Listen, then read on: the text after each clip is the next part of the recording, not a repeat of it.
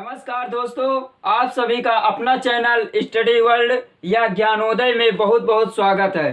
तो friend, science के session में आज हम पढ़ेंगे ठोसों तथा द्रवों में ऊष्मीय प्रसार का पार्ट 2।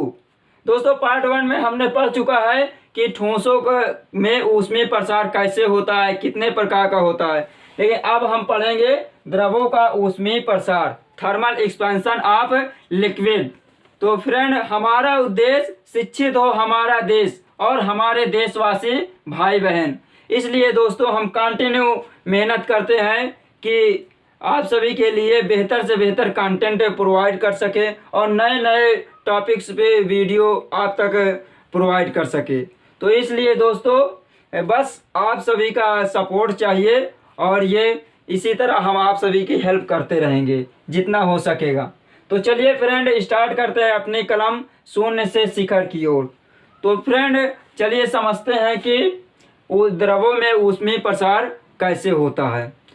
दोस्तों, हम सभी जानते हैं कि द्रवों का कोई निश्चित आकार व रूप नहीं होता है। उसे जिस बर्तन में रखते हैं वह उसी का रूप धारण कर लेता है। अतः द्रवों में केवल आयतन प्रसार होता है। चलिए इसे हम एक प्रैक्टिकल के माध्यम से समझते हैं। देखिए, कांच का एक ये फ्लास्क है जिसके मुंह पर एक नली लगी हुई है और फ्लास्क में कोई द्रव भरा हुआ है जो नली के बिंदु ए तक भरा हुआ है। दोस्तों, जब हम फ्लास्क को गर्म करते हैं तो इसमें क्या होता है, पहले फ्लास्क का प्रसार होगा और फिर उसके बाद द्रव का। तो जब फ्लास्क ऊष्मा पाता है तो फ्लास्क का प्रसार होता है और जो तल ए तक रहता है वो नीचे गिरकर बिंदु बी तक हो जाता है, द्रव का तल। अतः इससे क्या स्पष्ट होता है कि प्रसार होने पर इसका जो थोड़ा से बढ़ जाता है आयतन और वही जो बढ़े हुए आयतन में जल आ जाता है, इसलिए ये नीचे हो जाता है। लेकिन दोस्तों, जब कुछ देर बाद पूरा फ्लास्क हीट हो जाता है और ऊष्मा द्रव तक पहुंच जाता है तो उस द्रव तथा फ्लास्क दोनों का आयतन प्रसार एक साथ साथ होने लगता है। चूंकि द्रव का आयतन प्रसार फ्लास्क के आयतन प्रसार से कहीं ज़्यादा होता है, इसलिए द्रव का तल बिंदु ए से सी तक हो जाता है और इसमें जो ए बी है वो फ्लास्क का आयतन प्रसार है। और दोस्तों, इससे क्या होता है, जब सी तक चल जाता है तो हमें आभासित होता है कि द्रव में आयतन प्रसार AC है। तो ये AC क्या है, द्रव का आभासी प्रसार है। लेकिन वास्तव में देखा जाए तो द्रव यहाँ तक आ गया था और इसका प्रसार यहाँ से शुरू हुआ है। अतः वास्तविक प्रसार इसका क्या है, BC है, जो कि आभासी प्रसार AC से कहीं ज़्यादा है। अतः वास्तविक प्रसार उसके आभासी प्रसार तथा बर्तन के प्रसार AB के योग के बराबर होता है। इसलिए AB यानी वास्तविक प्रसार वास्तविक प्रसार BC इक्वल टू हो जाएगा आभासी प्रसार AC प्लस बर्तन के प्रसार AB के बराबर होगा। तो दोस्तों, इस प्रकार हम देखते हैं कि द्रवों में दो प्रकार का आयतन प्रसार होता है। पहला क्या है, आभासी प्रसार, अपेरेंट एक्सपेंशन। यदि बर्तन के प्रसार को ध्यान में न रखते हुए द्रव का प्रसार नापा जाता है तो उसे द्रव का आभासी प्रसार कहते हैं। चित्र में AC द्रव का आभासी प्रसार है। अब देखिए वास्तविक प्रसार, रियल एक्सपेंशन। यदि बर्तन के प्रसार को ध्यान में रखकर द्रव का प्रसार नापा जाए तो उसे द्रव का वास्तविक प्रसार कहते हैं।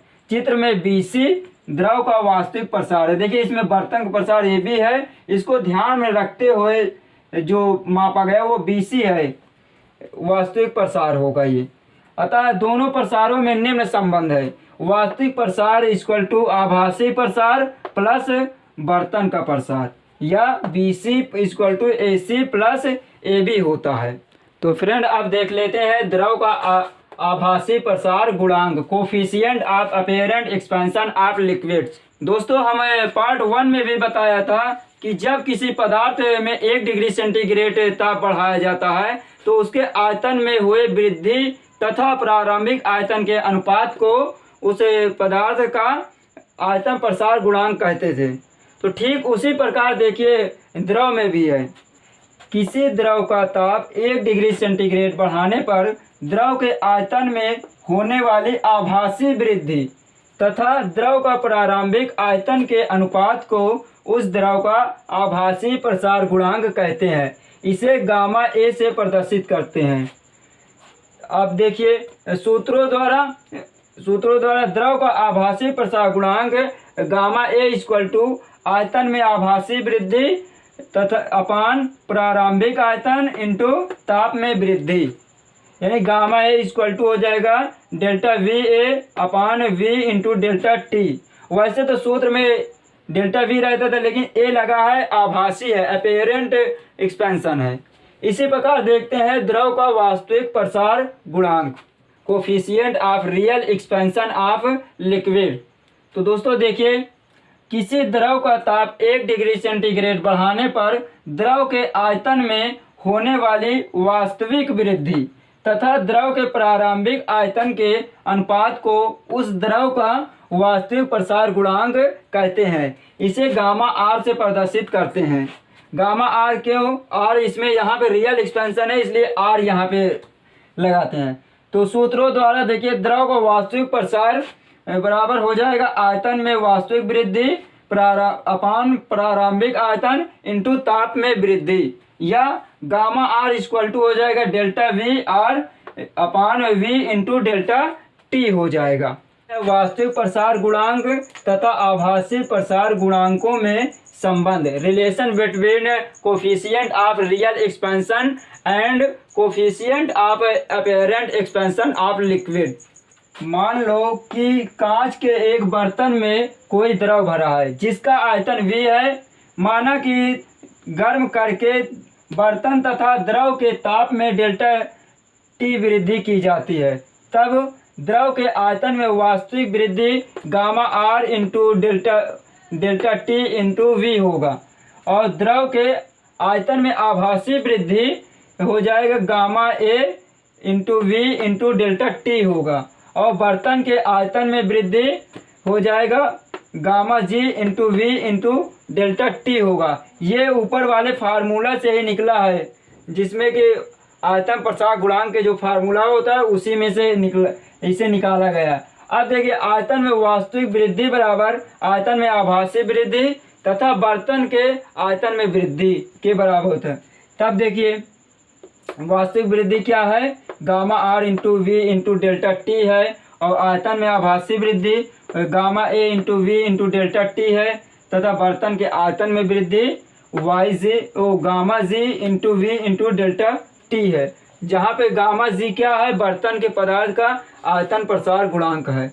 इसलिए देखिए v इंटू डेल्टा टी तीनों में कॉमन है तो इसको कैंसिल कर दिए तो हो गया वास्तविक प्रसार गुणांक gamma R equal to gamma A plus gamma G, यानी कि वास्तविक प्रसार गुणांक बराबर हो जाए आभासी प्रसार गुणांक प्लस बर्तन का प्रसार गुणांक। अतः किसी द्रव का वास्तविक प्रसार गुणांक उस द्रव के आभासी प्रसार गुणांक तथा बर्तन के पदार्थ के आयतन प्रसार गुणांक के योग के बराबर होता है। तो चलिए फ्रेंड देखते हैं अब ताप के साथ घनत्व का परिवर्तन, variation of density with temperature. तो दोस्तों हम जानते हैं कि किसी भी वस्तु का ताप बढ़ाने पर उस वस्तु का आयतन बढ़ जाता है किंतु उसका द्रव्यमान वही रहता है, अतः उसका घनत्व कम हो जाता है।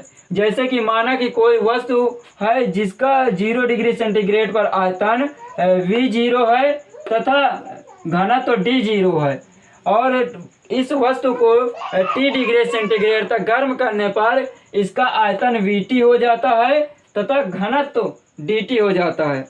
माना कि उस वस्तु का द्रव्यमान M है तो देखिए दोनों टेम्परेचर पर वस्तु का द्रव्यमान सेम रहेगा, अतः M equal to V0 into D0 equal to VT into DT होगा। परंतु VT equal to V0 into 1 plus gamma R T होता है। इसलिए देखिए जहाँ गामा आर क्या है, द्रव का वास्तविक प्रसार गुणांक है, इसलिए V0 into D0 equal to हो जाएगा V0 1 plus gamma R T into D T हो जाएगा dt।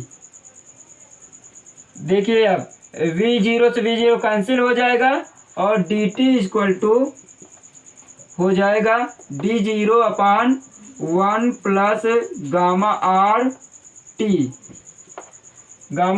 टी हो जाएगा, या dt इक्वल टू हो जाएगा D0 1 plus gamma R T minus 1 हो जाएगा। dt equal to D0 1 minus gamma R T plus dot dot, ये क्या होगा, द्विपद सिद्धांत से, बायोनॉमियल प्रिंसिपल से ये हो जाएगा dt equal to D0 1 minus Y gamma R T. इसलिए T डिग्री सेंटीग्रेड ताप पर वस्तु का घनत्व Vt equal to D0 1 minus gamma R T हो जाएगा। अब देखते हैं जल का असामान्य प्रसार, एबनॉर्मल एक्सपेंशन ऑफ वाटर। देखिए प्रायः सभी द्रव गर्म किए जाने पर आयतन में बढ़ते हैं, परंतु जल को 0 डिग्री सेंटीग्रेड से 4 डिग्री सेंटीग्रेड तक गर्म करने पर आयतन में घटता है तथा 4 डिग्री सेंटीग्रेड के पश्चात आयतन में बढ़ना प्रारंभ करता है। ऐसे जनरली तो सभी द्रव को गर्म करते हैं तो उसका आयतन क्या होता है, बढ़ता है, परंतु क्या होता है, जल 0 से 4 डिग्री सेंटीग्रेड तक गर्म करने पर उसका आयतन कम होता है। इसका अर्थ यह है कि जल के एक निश्चित द्रव्यमान का आयतन 4 डिग्री सेंटीग्रेड पर सबसे कम होता है, अर्थात 4 डिग्री सेंटीग्रेड पर जल का घनत्व सबसे अधिक 1 ग्राम पर सेंटीमीटर क्यूब होता है। अब देखिए जल का असामान्य प्रसार का दैनिक जीवन पर प्रभाव, effect of abnormal expansion of water on daily life. जब जल को 4 डिग्री सेंटीग्रेड से नीचे ठंडा करते हैं तो उसका आयतन बढ़ता है। जब 0 डिग्री सेंटीग्रेड पर जल जमकर बर्फ बन जाता है तो बर्फ का आयतन जल के आयतन से अधिक होता है। यही कारण है कि बर्फ का घनत्व जल के घनत्व से कम होता है तथा बर्फ जल पर तैरता रहता है। इसी गुण के कारण दैनिक जीवन में हमें अनेक प्रभाव देखने को मिलते हैं, जैसे कि ठंडे देशों में तालाबों के जम जाने पर भी उसमें मछलियां तथा अन्य जीव जीवित रहते हैं। देखिए इसका कारण यह है कि ठंडे प्रदेशों में जाड़े के दिनों में वायु का तापमान 0 डिग्री सेंटीग्रेड से भी कम होता है और कम होने के कारण क्या होता है, तालाब जमने लगते हैं, और जब कम होता है तो तालाब के ऊपर के जो जल होते हैं वो ठंडे होकर क्या होता है, नीचे बैठने लगते हैं। जब ठंडा होता है तो उसका घनत्व तो बढ़ जाता है और तो वह नीचे बैठने लगते हैं, और नीचे के भारी जल जो गर्म होता है नीचे के हल्का जल जो होता है जिसका तापमान 0 डिग्री सेंटीग्रेड से बहुत ज़्यादा होता है वो ऊपर की ओर उठने लगते हैं। और यह प्रक्रिया क्या होती है, तब तक होती है जब तक पूरे तालाब का जल 4 डिग्री सेंटीग्रेड तक नहीं हो जाता है। तो जब 4 डिग्री सेंटीग्रेड तक हो जाता है पूरा जल और उससे नीचे होने लगता है तो जल का घनत्व तो क्या होता है, कम होने लगता है, अर्थात उसका आयतन बढ़ने लगता है और ऊपर का जल जमकर बर्फ बनने लगता है। और जब पूरा ऊपर का जल बर्फ बन जाता है तो अभी भी नीचे का जल क्या होता है, 4 डिग्री सेंटीग्रेड पर रहता है, जो कि जमने से बच जाता है। यही कारण है कि ठंडे प्रदेशों में तालाब के जम जाने पर भी मछलियां तथा अन्य जीव जीवित रहते हैं। और अन्य उदाहरण देख लीजिए, जैसे कि ठंडे प्रदेशों में क्या होता है, नल की जो पाइप, पानी ले जाने वाला पाइप होता है, वो क्या होता है, उसके अंदर के पानी जो बचा रहता है वो जम जाता है, जबकि वो पाइप क्या होता है, सिकुड़ते रहते हैं। तो इस विपरीत के कारण उसमें एक विशेष प्रकार का दबाव पड़ता है और नल का पाइप फट जाता है। इसी प्रकार अन्य उदाहरण देख लीजिए, जैसे कि पौधे के नसों में क्या होता है, जल जम जाने के कारण उनकी नसें फट जाती है। क्यों फट जाती है? ठंडी के दिनों में क्या होता है, पौधा सिकुड़ता है, जबकि उसके अंदर जो जल जम जाते हैं उसका आयतन बढ़ता जाता है। इस प्रकार विपरीत उसमें भी दबाव पड़ता है और पौधों की नसें क्या होती है, फट जाती है। तो ये हुआ दोस्तों द्रवों में ऊष्मीय प्रसार। तो दोस्तों आप सभी को हमारी क्लास आज कैसे लगी? यदि दोस्तों आपको पसंद है तो एक लाइक तो बनती है। तो फ्रेंड यदि पसंद आएगी तो प्लीज़ लाइक करना, सब्सक्राइब करना, और दोस्तों अभी तक यदि हमारे चैनल को आप सब्सक्राइब नहीं किया तो प्लीज़ सब्सक्राइब कर लीजिए हमारा सपोर्ट करने के लिए। तो चलिए दोस्तों अपने मिलते हैं अपने नेक्स्ट वीडियो में। तब तक के लिए हंसते रहिए, मुस्कुराते रहिए और अपने चेहरे पर स्माइल बनाए रहिए, क्योंकि यदि जितना ही हम कूल माइंड होकर फ्रैंक होकर पढ़ाई करेंगे उतना ही हमारे माइंड में एब्जॉर्ब होगा। तो चलिए, थैंक्स फॉर वॉचिंग। जय हिंद।